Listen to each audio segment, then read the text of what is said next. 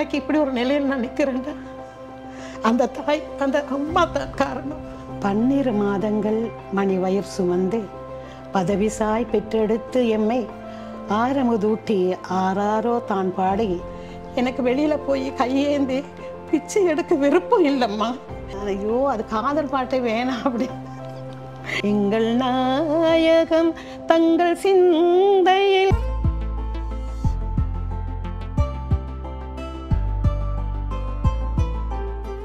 Capital TV உறவுகள் அனைவருக்கும் சந்தோஷமான வணக்கம். இன்றைக்கும் உங்க எல்லாரையுமே கேபிட்டல் டிவியினுடைய ஹார்ட் டாக்ஸ் நிகழ்ச்சியில சந்திக்கிறதுல சந்தோஷம். இன்றைக்கு கொஞ்சம் ஒரு சிறப்பான நாள் அப்படின்னே சொல்லலாம். இன்னைக்கு அன்னையர் தினம். அன்னையர் எல்லாருக்குமே சந்தோஷமான வாழ்த்துக்கள் அப்படின்னு சொல்லலாம். ஏன்னா அம்மா அப்படின்னு சொன்னால் அந்த ஒரு வார்த்தைக்குள்ள உலகமே அடங்கும் அப்படின்னு சொல்லுவாங்க.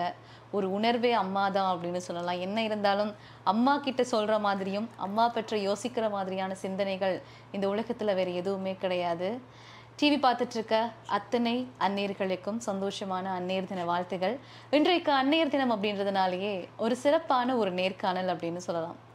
அன்னையர் தினம் அப்படின்னு சொன்னதும் இவங்களை விட சிறப்பான ஒருத்தங்க ஒரு அன்னையாக நம்மளோட நிகழ்ச்சியில கண்டிப்பா பேச முடியாது அப்படின்றது எங்களால் தோணிச்சுது. அதனால இன்றைக்கு நம்மளோட நிகழ்ச்சியில அன்னையர் தின சிறப்பு நிகழ்ச்சியை நம்ம கூட நேர்காணல்ல இணைகிறாங்க ஒருத்தங்க. 30 வருடங்களுக்கும் அதிகமாக இந்த துறை அப்படின்னே சொல்லலாம். எழுத்தாளராக இருக்காங்க, ஒரு பாடகியாக இருக்காங்க, இறைவனுக்காக தன்னுடைய குரலை அர்ப்பணித்திருக்கக்கூடிய ஒருத்தங்க அப்படின்னு இவங்களை ரொம்ப அழகாக சொல்லலாம். எத்தனையோ நாடகங்கள் அப்படின்னு சொல்லலாம். எல்லாவற்றையுமே கடந்து இன்றைக்கு ஒரு கவிஞராக நம்ம கூட நம்ம நிகழ்ச்சியில் பேசுறதுக்காக நம்ம நிகழ்ச்சிக்கு வந்திருக்கக்கூடிய அன்னை நூர்ஜஹான் மர்சூக் அவர்கள். வணக்கம் அம்மா. வணக்கம்மா. எப்படி இருக்கீங்க? ஆண்டவன் அருளாலையும் உங்கள் எல்லாருடைய ஆசையாலேயும் நல்லா சுகமாக இருக்கேன். ரொம்ப சந்தோஷமா இருக்குது, ரொம்ப பெருமையா இருக்குது. இன்றைக்கு உங்க கூட ஒரு நேர்காணல். முதல்ல அன்னையர் தின வாழ்த்துகள். வாழ்த்துக்கள் எல்லாருக்குமாக. எனக்கு மட்டும் இல்லை, என்னை போல நிறைய அன்னையர்கள் இருக்கிறாங்க இல்லையா, அத்தனை பேர்களுக்கும் என்னுடைய வாழ்த்துக்கள், உங்களுடைய வாழ்த்துக்கள் எல்லாம் சேரட்டும். கண்டிப்பா. ரொம்ப நன்றி அம்மா, இன்றைக்கு நிகழ்ச்சிக்கு நீங்க வந்ததுக்கு அப்படின்னே சொல்லலாம். நன்றி. அன்னையர் தினம் அப்படின்னு சொல்லும் பொழுது எல்லாருக்குமே அது ரொம்ப சிறப்பான ஒரு நாளா இருக்கும். யாரை நேர்காணல் செய்யலாம் அப்படின்னு யோசிக்கும் போது இவங்களை விட சிறப்பான ஒரு ஆள் கிடையாது அப்படின்னு சொல்லி எங்களோட ஜிஎம் சொல்லியிருந்தாரு, ஜியாகுல் ஹசன் அவர்கள். கண்டிப்பா அவங்களை கூப்பிடுங்க அப்படின்னு சொல்லியிருந்தாங்க. இன்றைக்கு அம்மா இந்த துறையில கிட்டத்தட்ட 60 வருடங்களுக்கும் மேலாக இருக்கீங்க அப்படின்னு சொல்லலாம். ஆமா, கிட்டத்தட்ட 60 வருடங்களாகிறது. ஆமா, 60 வருடங்கள், 60 வருடங்களுக்கு மேலான உங்களோட அனுபவம் அப்படின்னே சொல்லலாம். அன்னையர் தினம் அப்படின்னு சொல்லும் பொழுது எல்லாரோட அம்மாவுமே கண்டிப்பா ஞாபகத்துக்கு வருவாங்க. ஆமா, அது உண்மை, அது நிச்சயம். அப்ப வரணும், இல்லைன்னா வேலை இல்லையா? ஆமா. இப்போ நீங்க இந்த துறைக்குள்ள வர்றீங்க, அதுவும் ஒரு சவாலான ஒரு காலகட்டம் உங்களோட ஆரம்பம் அப்படின்றது. அந்த சவாலோட நீங்க இந்த துறைக்குள்ள வரும்போது அம்மாவோட சப்போர்ட், உங்களோட அம்மா. ஆமாம், கட்டாயமாக அது சொல்லியே ஆகணுமா. ஏன்னா அந்த காலம் இப்போ நாங்கள் பிறந்து வளர்ந்த காலத்து மாதிரி இல்லை.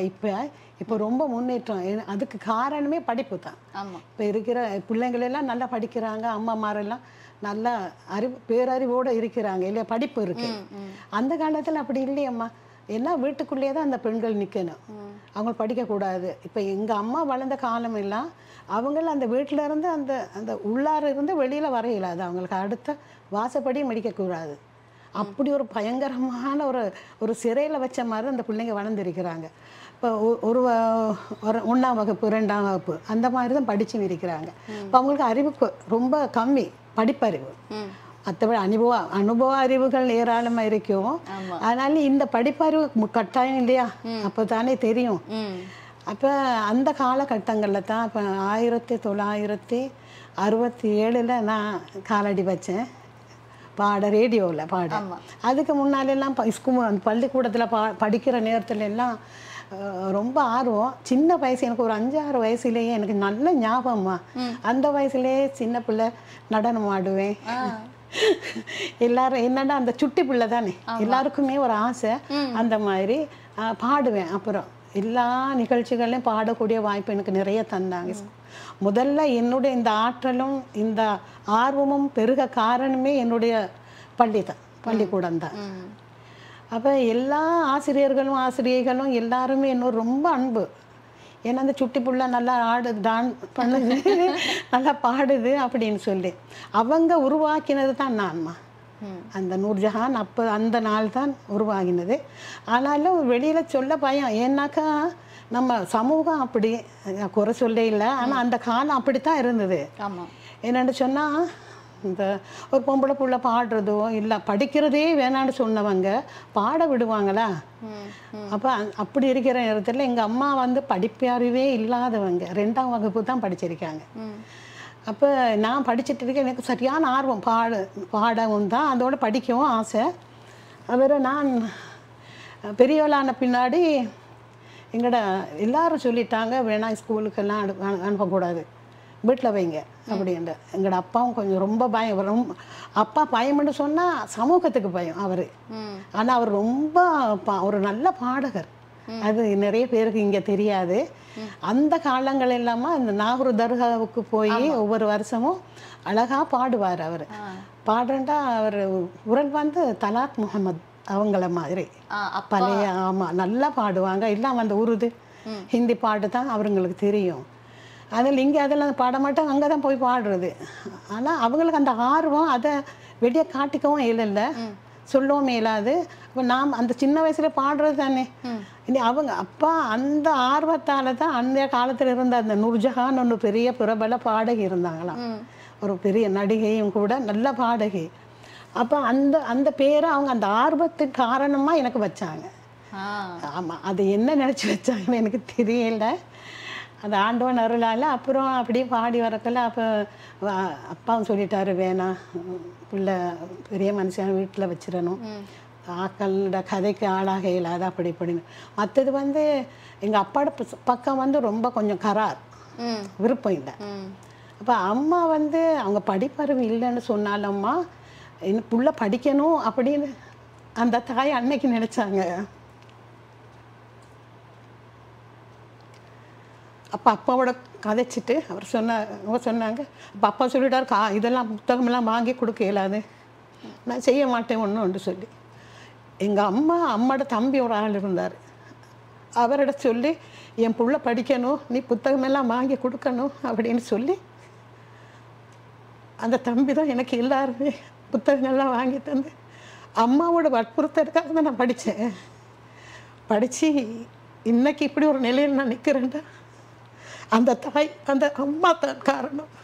உண்மைக்குமே அதுதான் அம்மா அப்படின்னு சொல்லுவாங்க. நீங்க கண்காலங்கிறதே அம்மா எவ்வளவு தூரம் உங்களோட வாழ்க்கையில ரொம்ப முக்கியமானவங்களா இருந்திருக்காங்க அப்படின்றது எல்லாருக்குமே ரொம்ப. அந்த இப்போ பாடுறதுனால கூட அவ்வளோ ஆசை அவங்களுக்கு, அப்பாவும் சரியான ஆசை. அப்போ ஆரம்பம் வந்து அப்பாவோட பேரோட தானே என் பேரும் போச்சு, இது ரேடியோவில் போக்குல அவ்வளோ அவருக்கு ஒரு பெருமை அந்த மாதிரி. ஆனால் அவருக்கு சொல்லிக்க பயம், அப்படி ஒரு சூழல். அதுக்கு பிறகு அம்மா எனக்கு அந்த ஆர்வம் ஊட்டி அவங்க தான் எல்லாம் படிக்க வச்சு என்ன எல்லாம் இந்த இந்த நிலைக்கு வர்றதுக்கு அவங்களும் ஒரு பெரிய ஒரு காரணம். அவங்க சொல்லுவாங்கம்மா, அவங்களுக்கு அந்த உலகத்திலே நிறைய சொர்க்கம் அவங்களுக்கு காத்திருக்கு. ஏன்னா எல்லா பிள்ளைங்களுக்கும் எல்லா அம்மாமாரும் அப்படி அமையணும். ஏன்னா அவங்க படிப்பறிவு இல்லைன்னு சொன்னால் சில ஆக்கள் அப்படி நிறைய பேர் அப்படி. அதுதான் அன்னைக்கு காரணம். பெரிய பெரிய திறமைசாலிகளெல்லாம் வெளிவராமல் இருந்ததுக்கு காரணமே இது தான். ஏன்னா அந்த சூழல் அவங்கள வெளிவர விடாமல் வச்சது அந்த படிப்பு இல்லாத அந்த இது. அதால் தான் அன்னைக்கு. ஆனாலும் இப்படி ஒரு முன்மாதிரியாக எங்கள் அம்மா இருந்திருக்கிறாங்கன்னு நினைக்கிற நேரத்தில், அதுவும் படிப்பறிவே இல்லாதவங்க அப்படியே ஒடுக்கி அடக்கி அந்த இருந்த அந்த மனுஷி இவ்வளோ பெரிய வேலை செய்கிறதா இருந்து சொன்னாக்கா இவ்வளோ ஒரு திறமைசாலி நினைக்கிற நேரத்தில் எனக்கு ரொம்ப பெருமையாக இருக்குது. அது ஆண்டவனுடைய அருள்மா, அப்படி ஒரு தாய் கிடைக்கிறதுக்கு இல்லையா? கண்டிப்பா. அம்மா அப்படின்னு சொல்லும் போது எல்லா உணர்வுமே வந்துடும் அப்படின்னு ஆரம்பத்திலேயே சொல்லியிருந்தேன். இப்போ அந்த அம்மாவினுடைய அம்மா படிக்கணும் அப்படின்னு யோசிச்ச அந்த ஒரு விருப்பமும் அப்பாவோட குரலுமே சேர்ந்து உங்களுக்கு கடவுளால இன்றைக்கு இந்த ஒரு துறை அப்படின்னே சொல்லலாம். என்னைக்காவது யோசிச்சிருக்கீங்களா, அம்மா நம்ம இப்படி பாடுறோம் அதுக்கு ஒரு காரணம் இருக்கும், நம்ம இப்படி எழுதுறோம் அதுக்கு ஒரு காரணம் இருக்கும், அதுவும் எத்தனையோ விதமான பாடல்கள் இருக்கு, ஆனா இறைவனுக்காகவே பாட்டு பாடுறது அப்படின்றது ஒரு புனித தன்மையான ஒரு விஷயம். இந்த பக்கம் எப்படி வருதுமா? அதுதான் நான் சொன்னேனேம்மா, நான் சின்ன வயதுலேயும் பாடுறேன், அந்த வயசுலேயும் எது கிறுக்குவேன். பாட்டுன்னு எழுதுவேன் அந்த வயசுலையும். அது பெருசா நான் நினைக்கிறதும் இல்லை. நிறைய ரேடியோவுக்கு வந்த பின்னாடியும் பாட்டு எழுதி ஒவ்வொருத்தர பேர்ல, இப்போ பிள்ளைங்களோட பேர்ல, என்னோட கணவரோட பேர்ல அப்படிதான் போடுவேன். யாருக்கும் தெரியாது நான் பாட்டு எழுதுறேன்னு தெரியாது. தேசம் அவ்வளோ பெரிய ஒரு எழுத்தாளின்னு சொல்றது இல்லைம்மா. நான் ஏதோ ஏதோ கொஞ்சம் எப்பவுமே அப்படிதான் ரொம்ப தன்னடக்கத்தோட இருக்கக்கூடிய ஒருத்தங்க அப்படின்னு உங்களை சொல்லலாம். என்னன்னு சொன்னா அப்ப அந்த ஆர்வம் எனக்குள்ள இருந்தது. அதுவும் ஆண்டவனுடைய அருள் தான். அவ பாடக்கூடிய அந்த சந்தர்ப்பங்கள்ல நிறைய எனக்குள்ள இருக்கிற சில அந்த ஆர்வங்கள் இருக்குதானே, இதை பத்தி இதுகளை பத்தி எழுதணும், இதை பத்தி சொல்லணும் அப்படின்னு நினைக்கிற நேரத்தில் அது சும்மா தானா வரும். இப்ப முந்த நாள் கூட நீங்க சொன்னீங்க, நீங்க நல்லா கவிதையெல்லாம் எழுதுவீங்களாமே அப்படின்னு ஒரு சொன்னீங்க என்கிட்ட. அப்ப எனக்கு பெரிய ஆச்சரியமா இருந்துச்சு. அவ்வளோ பெரிய ஒரு கவிதா இனி நான் இல்லை. ஆனாலும் எனக்கு எழுத வருமானு சொல்லி நேற்று இரவு இருந்து சின்ன கவிதை ஒன்று அன்னையை பத்தி எழுதினேன். எழுதிட்டு வந்து அதுவும் ஆண்டவன் அருள் தானம்மா. அது நாம சொல்றது இல்லை இல்லையா? உண்மைதான். நிறைய விஷயங்கள் உங்களுக்காக இனிமே சொல்ல போறாங்க அப்படின்னு சொல்லலாம். அம்மா பற்றி நிறைய விஷயங்கள் சொல்லி ஏராளம் இருக்குமா. அது சொல்லி முடியாது இல்லையா? எந்த எவங்களாலேயும் யாராலையும் அதை முடிக்கவும் மேலாது. அது அப்படி ஒரு அற்புதமான ஒரு சிறப்பு வாய்ந்தது அன்னை என்று சொன்னா. தாய் என்று சொல்ற நேரத்திலே அதை நெஞ்சுக்குள்ள அந்த பாசமும் அந்த கருணை அந்த வரணும். இல்லைன்னு சொன்னா அது தாய் என்று சொல்றதுக்கு அர்த்தம் இல்லாமல் போயிடும். அந்த வகையில எனக்கு ரொம்ப அந்த காலத்துல நான் சொல்லுவேன். ஏன்னா அது தற்பெருமை இல்லை, பெரிய இதுகளுக்காக சொல்லிடலாமா. என்னன்னு சொன்னா யாராவது பேச நான் உங்க அம்மா அப்படின்னு தான் சொல்லுவேன். இனி உம்மாட்டு சொல்லுங்களே அப்படின்னு எனக்கு என்னவோ தெரியும். அதில் ஒரு பெரிய ஒரு திருப்தி. அல்ஹம்துலில்லாஹ். யார் வந்தாலும் எவங்க செஞ்சாலும் அந்த அப்படி கதைக்கிற நேரத்தில் ஏண்டா நான் நினைக்கிறேன் அம்மா, ஒவ்வொரு தாய்க்குள்ளேயும் ஒவ்வொரு அன்னையருக்குள்ளேயும் அந்த பாசம் அந்த பிடிப்பு இருக்கணும். அப்போ தான் அது ஒரு முழுமையாக வெளிவரும். கண்டிப்பா. அம்மா பற்றி நிறைய விஷயங்களை சொல்லியிருந்தீங்க. அம்மாவோட பேரை சொல்லுங்க. சொல்லாமலே நம்ம இவ்வளோ நான் நிறைய சொல்லவில்லை. யாருக்குமே வணக்கமும் சொல்லாமல் நான் ஆரம்பிச்சிட்டேன். ஆண்டவன் என்னை மன்னிக்கணும். ஏன்னா முதல்ல நான் அப்படி பிஸ்மில்லாஹ் ரஹ்மான் ரஹீம் என்று சொல்லி நம்மளோட இதில் சொல்கிற மாதிரி சொல்லி தான் ஆரம்பிக்கிறது. இந்த அம்மாவோட பேர் வந்து ரஹ்மாபி. அப்பாவோட பேர் வந்து அபுபைதா. ஓகே. இப்போ என் குடும்பத்தில் பெரிய ஒரு குடும்பம்மா என்னோடது. வந்து 7 பொம்பளை பிள்ளைங்க, 6 ஆம்பளை பிள்ளைங்க, நான் 2வது பிறந்தவ. அப்படி அந்த இப்போ கிட்டாடி அண்மையில் தான் ஒரு தங்கச்சி இறந்து போச்சுது. அடுத்து எல்லாரும் நிற்கிறோம். ஒரு தம்பியார் தவறி போனார். அது மற்றவங்க எல்லாரும் நிற்கிறோம். இப்போ எனக்கு வந்து எனக்கு 2 பிள்ளைங்க தான், ஒரு ஆம்பளையும் ஒரு பொம்பளையும். ஆனால் எனக்கு ஊரெல்லாம் எல்லா இடத்துலையும் எனக்கு கலையகத்துக்கு வரும்போதுல இருந்து எல்லாரும் அம்மா அம்மானே சொல்லி. ஏன்னாமா அந்த இப்போ நாடகங்கள்ல முஸ்லீம் நாடகங்கள்ல ஏராளமாக நடிச்சிருக்கிறேன். அதே போல தமிழ் நாடகங்களே நிறைய செய்திருக்கேன். நம்ம இன்னும் நிறைய பேசலாமா? அடுத்தடுத்து உங்களோட நாடகங்கள், கவிதைகள் பற்றி நம்ம இன்னும் நிறைய விஷயங்களை பேச இருக்குது. அம்மா, இப்போ நீங்க வந்து ஒரு கவிதை எடுத்துட்டு வந்திருக்கேன் அப்படின்னு சொன்னீங்க. அம்மாக்காக ஒரு கவிதை அப்படின்னு சொல்லியிருந்தீங்க. அந்த கவிதை எங்களுக்காக. ஆமா, அது தூண்டுகோலே நீங்கள் தான்மா. நேற்று சொன்னீங்களா, அப்போ திடீர்னு மனசில் பட்டது, ஏதோ எழுதிட்டு வந்தேன். பெரிய கவிதை அப்படி இல்லை, ஏதோ என் மனசில் பட்டதை நான் இன்னைக்கு கொஞ்சம் அந்நேரை பற்றி சொல்லுவோன்னு நினைக்கிறேம்மா. கண்டிப்பாக நீங்கள் வந்து சொல்லணும் அம்மா பற்றி. ஏன்னா நிறைய அம்மா இந்த டிவி வந்து பார்த்துட்டு இருக்காங்க, அம்மாக்கள் நிறைய. ஆமாம், கட்டாயமா ஒரு மன ஆறுதலாக இருக்கும் இல்லையா எல்லாருக்கும். கண்டிப்பாக ஏதோ ஒரு மயிலிறகால தடவை விட்ட மாதிரி எல்லா அம்மாமார்களுக்கும் இருக்குன்னு நான் நினைக்கிறேன். அப்படி 12 மாதங்கள் மணி வயிறு சுமந்து பதவிசாய் பெற்றெடுத்து எம்மை ஆரமுதூட்டி ஆறாரோ தான் பாடி ஆவலாய் அரவணைத்து ஆசையாய் கண்ணாய் கருமணியாய் பொன்னாய் பூமணியாய் பொறுப்பாய் பொக்கிஷமாய் பாதுகாத்து பாங்காய் பரிவாய் பாராட்டி சீராட்டி பேராளனாய் பெருமகனாய் வளர்த்திட்ட பேரன்பின் பெருநிதியே அன்னையே. ஈன்ற பொழுதில் பெரிதுவக்கும் தன் மகன் சான்றோன் என கேட்கும் தாயவளே, உனக்கேது ஈடு இணை இந்த வையகத்தில் மாதாவின் பாதத்தடியில் மக்களின் சுவர்க்கம் என்ற மாசற்ற வாசகத்தின் உரித்தாளியே அன்னையே, வாழ்வாங்கு வாழ்க பேரன்னையே. பெற்றெடுத்து பேருவகை கண்ட தாய் அவளை வேண்டுதலாய் போற்றி நின்று பாதுகாத்து பெருமகிழ்வு காணும் மக்களை மகவுகளாய் பெற்ற மாதரசிகளான அன்னையரே, உங்களுக்குள்ளிருக்கும் பிரிதொரு அன்னையர் கூட்டம் பாதையோரங்களிலும் பள்ளி வாசல்களிலும் கோவில் வாயில்களிலும் மக்கள் கூடும் இடங்களிலெல்லாம் வாடி வதங்கி வயிற்று பசிக்காய் கையேந்தி பரிதவிக்கும் அன்னையரும் அன்புக்காய் பாசத்திற்காய் பரிவுக்காய் அரவணைப்பிற்காய் ஏங்கி தவித்து அல்லாடும் பரிதாப ஜீவன்களாக வயோதிப விடுதிகளில் அடைந்து கிடக்கும் அன்னையர் திலகங்களும் ஏராளம் ஏராளம்.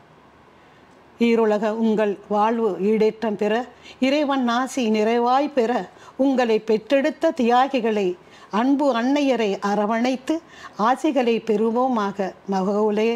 மகவுகளே, நீங்கள் செய்வீர்களா? எழுந்திருங்கள். அற்புதமான ஒரு வரிகள் அப்படின்னு சொல்லலாமா? அந்த மனசோட ஒட்டி போற மாதிரியான வரிகள் அப்படின்னு சொல்லலாம். நீங்க வந்து இன்னமும் ஒரு விஷயமும் சொல்லணும் அப்படின்னு ஆசைப்படுறேன் அப்படின்னு நீங்க வந்து ஆரம்பத்திலேயே சொல்லியிருந்தீங்க. ஒரு சின்ன ஒரு விஷயம் நம்மளோட நேர்களுக்காக சொல்லணும் அப்படின்னு சொல்லியிருந்தீங்க. அது வந்து கட்டாயமா ஒவ்வொரு பிள்ளையும் தெரிஞ்சுக்கணும் அப்படின்ற பேராசை எனக்கு. ஏனெண்டா ஒவ்வொரு தாயும் இந்தந்த சூழலில், ஏன்னா நான் நாடகமாக நடிச்சிருக்கிறேன் ஒவ்வொரு பாத்திரங்களை, அதில் வர்ற போது அந்த தாய்கள் படும் அந்த வேதனைகளை சொல்லி மாளாதுமா. அப்போ என்ன எல்லாத்தையும் விட அந்த கடைசி வரும்போது வயோதிபத்தை நாங்கள் அடையிறப்போ அந்த மக்களை தான் நாங்கள் எதிர்பார்க்குறோம் இல்லையா? அந்த மக்களோட அன்பு வேணும், பாசம் வேணும், அவளுடைய அரவணைப்பு வேணும் எங்களுக்கு. அதை நம்மளை கேட்கணும். அவங்க என்னம்மா உங்களுக்கு வேணும்னு கேட்குற நேரம், அம்மா சுகமாக இருக்கிறீங்களா அப்படின்ற கேட்குற நேரத்துல எல்லாம் அந்த மனசு குளிர்ந்து பாருங்கம்மா. அதுக்கு ஈடு எங்கேயுமே இல்லை. அப்போ இந்த ஒரு உண்மையான சம்பவத்தை நான் சொல்லணும்னு ரொம்ப ஆசைப்படுறேன். ஏன்னா ஒரு தம்பதி அவங்க இப்போ இங்கே இல்லை, வெளிநாட்டில் 2 பேருமே தொழில் நிமித்தமாக போய் அங்கே இருக்கிறாங்க. அவங்களுக்கு 2 பெண் குழந்தை இருக்குது, நல்ல வசதியாக இருக்கிறாக்கள். இப்போ ஆனால் அந்த 2 பேருக்குமே அம்மாமார் இல்லை, 2 பேருமே இறந்து போயிட்டாங்க. ஆனால் அந்த அம்மாக்களை பார்க்குறது அவங்க தான். அங்கேருந்தே ஒவ்வொரு அவங்கள தேவைகளை அறிஞ்சு அவங்களுக்கு தேவையானதெல்லாம் அனுப்புறது அந்த பிள்ளைங்க தான். ரொம்ப அன்பு அந்த பிள்ளைங்க.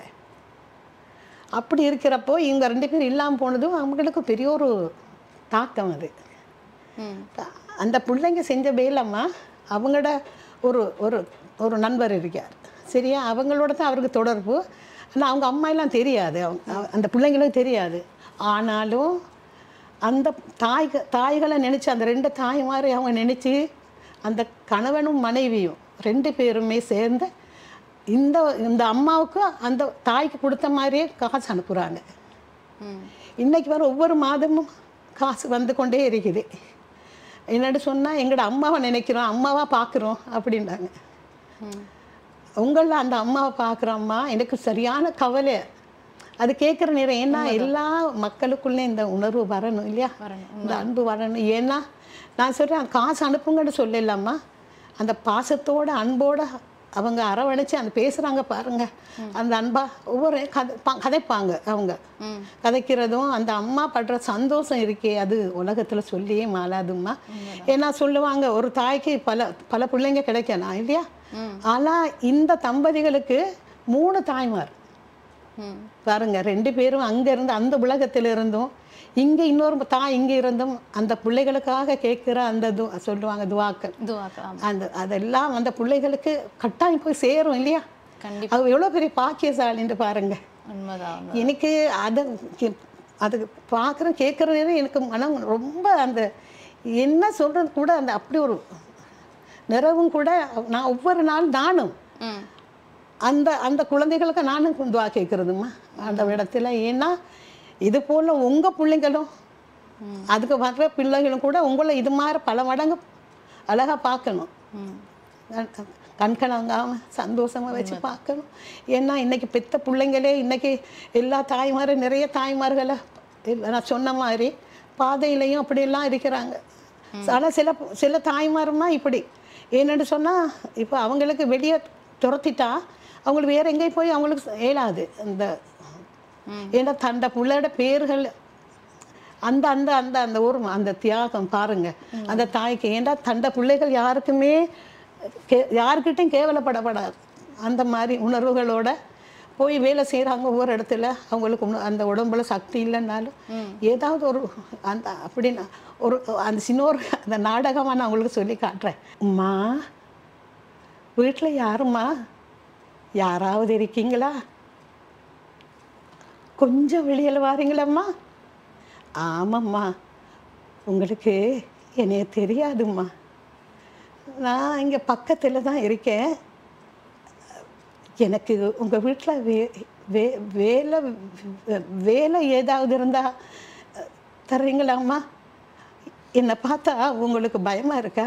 இல்லைம்மா, என் மனசில் ரொம்ப திடமாக நான் தைரியமாக இருக்கேன். உடம்புல இல்லாட்டிலும் ஏதாவது உங்களோட வீட்டில் கூட்டுறதோ பெருக்கிறதோ ஏதாவது சமைக்கணுமா, நான் எல்லாம் செஞ்சு தருவேம்மா. ஏன்னா எனக்கு வெளியில் போய் கையேந்தி பிச்சை எடுக்க விருப்பம் இல்லைம்மா. ஏன்னா என் பிள்ளைங்களுக்கு அது கேவலமாக போயிடும். என் பிள்ளைங்க வெளியே தலை காட்ட முடியாமல் போயிடும்மா. அவங்க நல்லா வாழணும், அவங்க நல்லா வாழணும். அதுக்காகத்தான் கேட்குறேம்மா. நான் ஒரு ஓரத்தில் உட்காந்து உங்கள் வீட்டில் வேலை வெட்டி செஞ்சுட்டு நீங்கள் தாரதை தின்னுட்டு நான் இங்கேயே கிடக்கிறேம்மா. செய்கிறீங்களாம்மா? இது பெரிய உதவிம்மா, செய்வீங்களாம்மா? எத்தனையோ நாடகங்கள் நீங்கள் நடிச்சிருக்கீங்க. எல்லா நாடகத்துலேயுமே ஒரு உணர்வு அப்படின்றது கண்டிப்பாக இருக்கணும். அதை உணர்ந்து நடிக்கிறது அப்படின்றது வேற, குரலில் நடிக்கிறதுன்றது வேற, அதுவே ஒரு நாடகமாக வேடியில் நடிக்கிறது அப்படின்றது வேற. எத்தனையோ நாடகங்கள் நீங்கள் வந்து நடிச்சிருக்கிறீங்க. இப்போ இந்த துறைக்குள்ளே வருவோம்மா. சரி, ஒரு எழுத்தாளர் ஆகணும், ஒரு பாடகி ஆகணும், ஒரு நாடக நடிகை ஆகணும், ஒரு வானொலிக்குள்ளே போகணும். இந்த மாதிரி என்றைக்காவது நீங்கள் யோசிச்சிருக்கீங்களா? இல்லைனா எந்த ஒரு விஷயம் உங்களை உந்துது, இது நீங்கள் பண்ணுங்க அப்படின்னு சொல்லி எது உங்களை உந்துது? யாராவது உங்களுக்கு இதுக்கு முதல்ல இன்ஸ்பிரேஷனாக இருக்காங்களா, இவங்கள மாதிரி நம்ம மாறணும் அப்படின்ற மாதிரி ஏதாவது? இல்லை, அது நிறைய இருக்குமா என் மனசில். ஒரு பாடகின்ற வகையில் அந்த ரீதியில் பார்க்குறேன்னா அந்த இடத்துல சுசீலா அம்மா, ஜிக்கி அம்மா, இவங்க எல்லாரையும் பார்க்குறது எனக்கு ரொம்ப பிடிக்கும். பால சரஸ்வதி அம்மா அவங்களையும் ரொம்ப பிடிக்கும். அப்போ அந்த நேரம் அவங்களோட பாட்டுகள் கேட்குற நேரம் இப்போ அந்த மாதிரி இல்லையே, அந்த டிவிஷன் இருந்தது, அதில் கேட்டு இது பண்ணுவோம். அப்போ இந்த பார்க்குற இவங்கள போலயே நானும் பாடணும் அப்படின்னு நினைப்பேன். அந்த நேரத்தில் இருந்தாங்க அம்மா இஸ்லாமிய கீதங்கள் எல்லாம் பாடுறதுக்கு நிறைய பிள்ளைங்க இருந்தாங்க, ஆக்கள் இருந்தாங்க. அவங்க பாடுறப்ப நான் போய் கேட்டுட்டு நிற்பேன். சின்ன பிள்ளை தானே, ஆண்டவனே எனக்கு இப்படி ஒரு வாய்ப்பு கிடைக்குமா, இது மாதிரி நானும் போய் ரேடியோவில் பாடுவேனா, அப்படியெல்லாம் பேராசை அந்த. அப்போ ஆனால் அதை வந்து அவங்க அந்த எனக்கு அந்த உற்சாகத்தை தந்தது வந்து என்று நான் சொன்னேனே, ஸ்கூல் பள்ளியில் ஆசிரியர்களும் அதே மாதிரி நாங்கள் மதரசாக்கு போவோம்மா ஓதுறதுக்கு. அங்கே போய் அந்த குரான் ஓத போனால் அங்கே அவர் குறிப்பிட்ட ஒரு டைமை வச்சிருப்பார். அந்த ஹசரத்து என்னன்னு சொன்னால் அங்கே அப்போ இஸ்லாமிக் கீதம் பாடணும். அப்போ அங்கே போனால் அதை படிக்க சொல்லி எனக்கு சொல்லுவாங்க, பாட்டு பாடுங்கம்மா இஸ்லாமிக் கீதம். அது பாடுறது அந்த மதரசா ஹசரத்துக்கு ரொம்ப பிடிக்கும் அந்த பாடுறது. அவருக்கு சரியான அதுக்காகவே அவர் உட்காந்துட்டு நிற்பார். அப்போ அந்த மாதிரி அவரும் அதுக்கு ஒரு காரணம். அது அல்ஹம்துலில்லாஹ் அதெல்லாம் அவங்கெல்லாம் தந்த அந்த ஆக்கமும் ஊக்கமும் அந்த ஆர்வமும் தான் எனக்கு இந்த இதுகள் வர்றதுக்கு காரணம். எல்லா பெரியவன் ஆண்டவனே இந்த. அப்போ எனக்கு ஒரு சிறிய தாயார் சிறிய தந்தையார் இருந்தாங்க கிடையாது, சின்ன அம்மா சின்னப்பா. இனி அவங்க ரொம்ப விருப்பம், அப்பம் விருப்பம். ஆனால் அந்த நான் சொன்னேனே ஆரம்பத்தில் அந்த மாதிரி அதுக்கு அவங்க வரையில்லை. அந்த என் சின்னப்பாவும் சின்னம்மாவும் கேட்டு தான் இந்த பாட்டை முதலாவது ரேடியோவில் பாடணும்னு சொல்லி அங்கே வந்து குதூகலம் மலர்களை அரங்கம்னு ஒரு நிகழ்ச்சி தாங்க. அந்த காலஞ்சென்ற அப்துல் கஃபூர் அவங்களும் இன்னொரு ஒரு அறிவிப்பாளரும் வந்தாங்க. எனக்கு அவர் பேர் ஞாபகம் இல்லைம்மா அந்த நேரம். அப்போ வந்து செய்கிற நேரம் நானும் போனேன் அதில் பங்கு கொள்ள போய் பாடினேன் அதில். அப்போ பாடுற நேரம் அப்போ நான் பாடினேன், வாராயோ தென்றல் நீயே, வாராயோ வாராயோ தென்றல் நீயே, வந்தே எந்தன் சேயை கண்ணுறங்க வீசாயோ. தாலாட்டு பாட்டு, ஆரம்பமே தாலாட்டு தான் பாடினேன். அவள் பாடகர். அப்போ அவங்க சொன்னாங்க, அவங்க சொன்னாங்க, நீங்கள் என்னம்மா அதை போய் பாடுறீங்க, இந்த பாட்டை பாடுங்களேன்னு சொன்னாங்க. என்ன சொன்னாங்க வந்து அது ஒரு காதல் பாட்டு அப்படி சொன்னால், ஐயோ அது காதல் பாட்டே வேணாம் அப்படி. எனக்கு அந்த வயசில் நான் சரி பையன் என்ன வீட்டில் ஏசுவாங்க, அந்த அப்படியான பாடினா என்ன சரி சொல்லுவாங்களே அப்படின்னு சொல்லி. அடுத்த இல்லை அம்மா, அப்போ நீங்கள் உங்களுக்கு விருப்பமான பாட்டை பாடுங்கன்னு சொன்னாங்க. அப்போ தான் இந்த பாட்டை பாடு, என்ன பறவை சிறகடித்து விண்ணில் பறக்கின்றதா, அந்த பாட்டை பாடினேன். அப்போ அந்த பாட்டை கேட்டுட்டு அப்போ என்னோட சின்னம்மாவும் சித்தப்பாவும் வந்தது. நான் இந்த ஊர் வந்து கண்டி, நான் அங்கே தான் படித்தேன், எல்லாமும் அங்கே தான். அப்புறம் அங்கே வந்து அப்பாக்கிட்டேயும் அம்மாக்கிட்டேயும் அனுமதி கேட்டு என்னை கூட்டிகிட்டு வந்தாங்க. அப்பா விடவே இல்லை. அப்போ அம்மா தான் சொன்னாங்க கூட்டிகிட்டு போங்கன்னு சொல்லி கொண்டு வந்து அவங்க தான் எனக்கு வானொலியில் முதல்ல பாடுறதுக்கு இந்த கூட்டின்னு போனாங்க. அது வந்து அப்போ இருந்தார் எஸ்ஐஎம்இ ஜப்பார்ன்ற ஒரு பிரபலமான பெரிய ஒரு கவிஞரும் கூட, ஒரு எழுத்தாளர், பெரிய நடிகன், கல்பிட்டி எஸ்ஐஎம்இ ஜப்பார். அப்போ அவர் வந்து எங்களோட குடும்ப நண்பர், எங்களோட சின்னம்மாவோட. அவர் கேட்டுட்டு சொன்னார், ரொம்ப அழகாக பாடுது இந்த பிள்ளை, கூட்டிகிட்டு வாங்க. என்னவா செய்கிறீங்க, பாட என்னம்மா? அப்போ நான் சொன்னேன், இல்லை நான் படிச்சுட்டு இருக்கிறேன். இப்போ எத்தனை வகுப்பு? நான் சொன்னேன் 8ஆம் வகுப்பு படிக்கிறேன் அப்படின்ட்டு. அப்போ அவர் சொன்ன, நீங்கள் படித்து எக்ஸாம் செஞ்சதுக்கு பின்னாடி இங்கே வாங்க, வந்த பிறகு நாங்கள் உங்களை ரேடியோவில் கொண்டு போவோம்னு சொல்லி பின்னாடி நான் வந்து இங்கே பார்க்குற நேரத்தில் அந்த ஒடிஷன் எல்லாம் முடிஞ்சுதும்மா. ரேடியோவில் ஒடிஷன் முடிஞ்சு இப்போ செய்யலாது அப்படி சொன்னாங்க. அப்புறம் ஒரு நீலாத் விழான்ற ஒரு நிகழ்ச்சி செய்தாங்க நீர்கொழும்பில். அதில் நான் போய் பாட இவர் தான் கூட்டிகிட்டு போனார், ஜப்பார் அங்கிள். அவங்க கூட்டிகிட்டு போய் என்னை பாட வச்சாங்க அங்கே. அப்போ அதுக்கு வந்தாங்க இந்த ப்ரொடியூசர், அந்த நேரத்தில் இருந்தாங்க தயாரிப்பாளர் எம்ஹெச் குத்தூஸ் மர்ஹூம். இப்போ அவங்க தான் அது இதை பண்ணுறது. அப்போ எல்லாரும் வந்திருந்தாங்க. அந்த காலத்து பிரபலமான ஒரு இசை அமைப்பாளர் தான் எம்ஹெச் முகமது சாலி. அவங்களோட அந்த குழு தான் அதில் இது வந்திருந்தாங்க. அப்போ எந்த விதமான ஒரு இந்த ரிஹர்சல் ஒன்றுமே இல்லை எனக்கு. அப்போ சொன்னாங்க, நீங்கள் பாடுங்களேன் போயிட்டு. நான் மேடை ஏறி போய் பாடினா அப்போ தான் அந்த குத்தூஸ் மாஸ்டர் சொன்னார், இவ்வளோ அருமையாக பாடுது, நீங்கள் எங்கேருந்து பிடிச்சிங்க இந்த பிள்ளைய? அப்போ அவர் சொன்னார், அண்ணா இல்லைம்மா அந்த சார் என்னோட தங்கச்சின்னு சொல்லி நாளைக்கு கூட்டிகிட்டு வாங்கண்டாங்க. இப்போ ஆடிஷன் முடிஞ்சு இப்போ ஒன்றும் செய்யலாதுன்னு சொன்னவங்க மறுநாளே கூட்டிகிட்டு வர சொன்னாங்க. நான் போனேன். எனக்கு எந்த விதமான ஆடிஷனும் இல்லாமல் பாடின ஒரே ஒரு கலைஞர் நான்மா. அது அவர் அந்த இது செவிகாண்ற நேரத்துலையும் அது சொன்னார் குத்தூஸ் மாஸ்டர். இப்படி எந்த தேர்வும் இல்லாமல் பாடகியாக வந்தவங்க தான் அவங்க.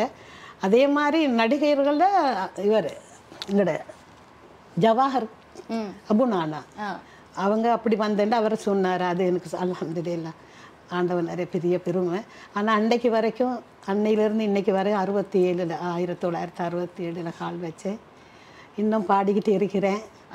இடைக்கிடையில் ஒரு முஸ்லீம் வீடுகளில் பிள்ளைகளுக்கு பேர் சூட்டி தாலாட்டு பாடுவாங்க. அது 72 செய்துட்டு வரேன்.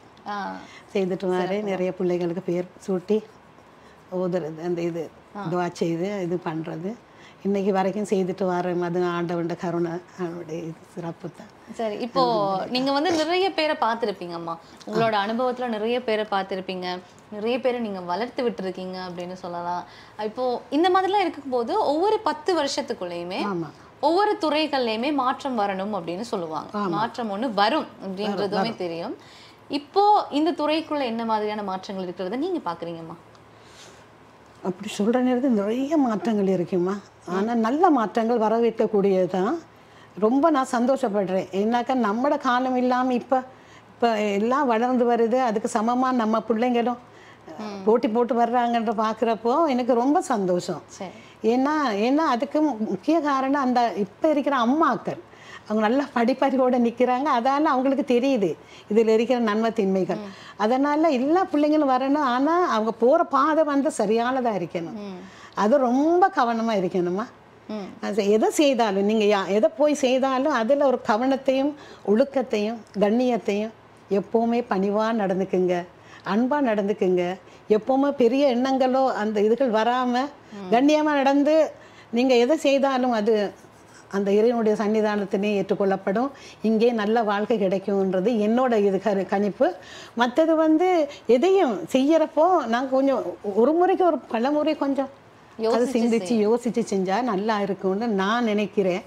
அது இந்த பிள்ளைங்களுக்கும் வரணும். ஏன்னாக்கா இப்பெல்லாம் வேகமா ஓடுற காலம் இல்லையா, உலகம் வேகமா சுத்துது, அதனால எல்லாம் வேகமா தான் ஓடுறாங்க. அப்ப அதுல அவங்களுக்கு கொஞ்சம் சிந்திக்கிறதுக்கும் சந்தர்ப்பங்கள் கிடைக்கிறது குறைவு இல்லையா. ஆனா அதை கொஞ்சம் வச்சுட்டு கொஞ்சம் உட்கார்ந்து கொஞ்சம் யோசிச்சுட்டு நம்ம செய்யறது நல்லதா, அடுத்தவங்களுக்கு பிரயோசமானதா, அடுத்தவங்களாம் அது ஏற்றுக்கொள்வாங்களா, எல்லாருக்கும் நிறைவு காணுதா, அப்படியெல்லாம் அந்த உணர்வுகள் வந்துச்சுன்னா நிறைய பேர் நிறைய விஷயங்களை உருவாக்கலாம், செய்யலாமா. எல்லாத்துலேயும் எங்கள் பிள்ளைங்க எல்லாரும் எல்லா மக்களும் நான் சொல்கிறேன், தனிப்பட்ட ரீதியில் இல்லை, எல்லா பிள்ளைங்களுக்கும் எல்லா தாய்மாருக்கும் பிள்ளைங்க தானே. இப்போ எல்லா பிள்ளைங்களும் ரொம்ப சீரும் சிறப்பாக நிறைவா வாழ்ந்தா இந்த உலகம் எவ்வளவு செழிப்பா இருக்கும். ரொம்ப அழகானதா இந்த உலகம் வந்து மாறிடும். அம்மா, இப்போ பக்தி பாடல்கள் நிறையவே பாடி இருக்கிறீங்க, எல்லாமே இறைவனுக்கான பாடல்களாக தான் இருக்குது அப்படின்னு சொல்லலாம். இந்த பக்தி பாடல்கள் பாடணும் அப்படின்ற ஒரு எண்ணம் உங்களுக்கு எங்க ஆரம்பிக்குது? அது சின்ன காலத்துலேருந்து எனக்கு ரொம்ப பிடிக்கும்மா. இஸ்லாமிய கீதங்கள்னா ஏண்டாக்கா அந்த காலத்துலேருந்து ஈயம் மணிஃபா ஜியார் அவங்களோட அந்த பாட்டுகளை கேட்டு, கே ராணி அம்மா இவங்களோட பாட்டுகளுக்கு நான் சொன்னேனே, இதுக்கெல்லாம் கேட்குறது எனக்குள்ள பெரிய ஒரு ஆர்வம் நிறையா. நானும் பாடணும் இந்த இஸ்லாமிய கீதங்களில் நிறைய மூழ்கி அப்படியே இருக்கணும், திளைக்கணுன்ற மாதிரி ஒரு ஆர்வம் அதில். அதனால் அன்னிலிருந்து இன்னைக்கு வரைக்கும் அந்த ஆண்டவனுடைய கிருபையில் நிறைய இஸ்லாமிய கீதங்களை பாடிக்கிட்டு இருக்கிறேன், பாடுவேன். இன்ஷா அல்லா நாடினால் பாடுவேன். ஏன்டா அந்த ஆர்வம் இன்னும் அந்த மனசுக்குள்ளே இன்னும் வயசு போனாலும் திறமைகளுக்கும் இதுகளுக்கும் கலைஞர்களுக்கு வயசு போகிறது இல்லையாம்மா, இல்லையா. உருவம் மாறலாம், அந்த குரல் அது தனித்துவமாக அதை வச்சுக்கிட்டா பாதுகாத்துக்கிட்டா எப்போவுமே அல்ஹம்துலில்லாஹ். ஆமா, இப்போ நிகழ்ச்சி முடிகிற தருணத்துக்கு வந்தாச்சு அப்படின்னே சொல்லலாம். எங்களுக்காக இறைவனுக்காக நீங்க எத்தனையோ பாடல் பாடி இருக்கிறீங்க, அந்த பாடலோட இந்த நிகழ்ச்சியை முடிக்கலாம் அப்படின்னு நாங்க நினைக்கிறோம். ரொம்ப நன்றி அம்மா, ரொம்ப நன்றிம்மா நிகழ்ச்சிக்கு நீங்க வந்ததுக்கு. ஆமா, எனக்கு இந்த கலையகத்துக்கு கூட்டி வந்து இந்த கலையகத்துக்கும் எங்களுக்கும் ரொம்ப ரொம்ப என் அருமை மகனுக்கு ஒப்பான என் ஜியா அவருக்கும் ரொம்ப ரொம்ப நான் கடமைப்பட்டிருக்கேன். ரொம்ப நன்றி. இங்கே இதெல்லாம் செய்கிற அத்தனை இந்த அன்பு செல்வங்களுக்கும் ஆண்டவன் அருள வேண்டும். அவங்களும் என்னோட பிள்ளைங்க, உங்களுக்கு எல்லாருக்கும் நன்றி அறிதலை மனமாறு சொல்லிக்கொள்கிறேன். அல்ஹம்துலில்லாஹ். நன்றி அம்மா, ரொம்ப நன்றி. இன்றைக்கு நிகழ்ச்சிக்கு நீங்கள் வந்ததுக்கு. நிகழ்ச்சியை நாங்கள் இப்போ நிறைவு செய்ய போகிறோம். அந்த பக்தி பாடலோடு நாங்கள் நிகழ்ச்சியை முடிக்கலாம். விடைபெறும் நான் கிருஷாந்தி. அடுத்த வாரம் இன்னும் ஒரு செலிபிரிட்டியோட உங்களை நிகழ்ச்சியில் சந்திக்கிறேன்.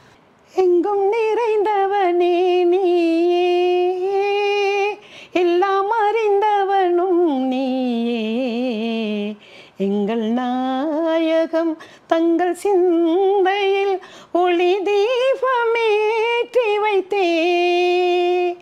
எங்கும் நிறைந்தவனே நீயே, எல்லாம் அறிந்தவனும் நீயே, எங்கள் நாயகம் தங்கள் சிந்தையில் ஒளி தீபமேற்றி வைத்தே. எங்கள் இதயத்தில் நிறைந்தாயே, எங்கள் உயிருடன் கலந்தாயே, எங்கள் இதயத்தில் நிறைந்தாயே, எங்கள் உயிருடன் கலந்தாயே. யா ரஹீம் யா கரீம் யாவுமே உன் வசம். எங்கும் நிறைந்தவனே நீயே, எல்லாம் அறிந்தவனும் நீயே, எங்கள் நாயகம் தங்கள் சிந்தை